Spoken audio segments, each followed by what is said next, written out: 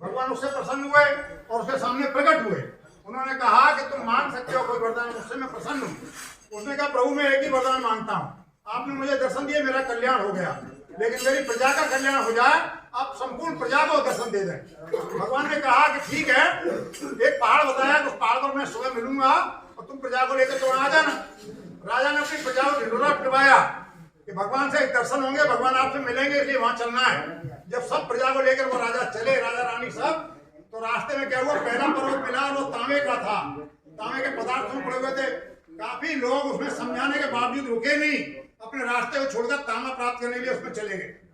फिर आगे बढ़े तो चांदी का पर्वत मिला, तो बहुत सारे लोग चांदी लेने चले गए। उन्होंने कहा भगवान से तो फिर मिल लेंगे, ये कहाँ मिलेगा। तो फिर और आगे चले तो सोने का पहाड़ मिला, तो सोने का जब पहाड़ मिला तो सोना लूटने चले गए। अब तो क्या देखा कि सारी प्रजा चली गई, राजा और रानी दो रह गए। जब राजा रानी दोनों आगे बढ़े तो बड़ा पश्चाताप करते जा रहे थे, भगवान जैसी चीज से मिलने नहीं गए ये लोग। और लोग आकर हम संसार के भौतिक संसाधनों में उलझ गए। आगे चले तो क्या देखते हैं, हीरा मोतियों पहाड़ लगा हुआ है। और हीरा मोती पहाड़ लगा हुआ है तो रानी भी अपने लोग को संभ्रम नहीं कर सकी, और रानी भी चल दी। और राजा ने खूब समझाया पर वो नहीं मानी। अकेला राजा मुंह लटकाए हुए जब आगे गया, उस पर्वत पर पहुंचा जहां भगवान उपस्थित थे, तो भगवान मुस्कुरा रहे थे।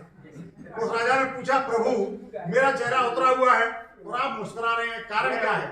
उन्होंने कहा मैंने तुझसे कल ही कहा था कि प्रजा की नहीं है और तू दर्शन कर ले, तू अपना लाभ ले ले। तूने कहा नहीं, प्रजा का कल्याण। अब प्रजा देख ली तूने कैसी।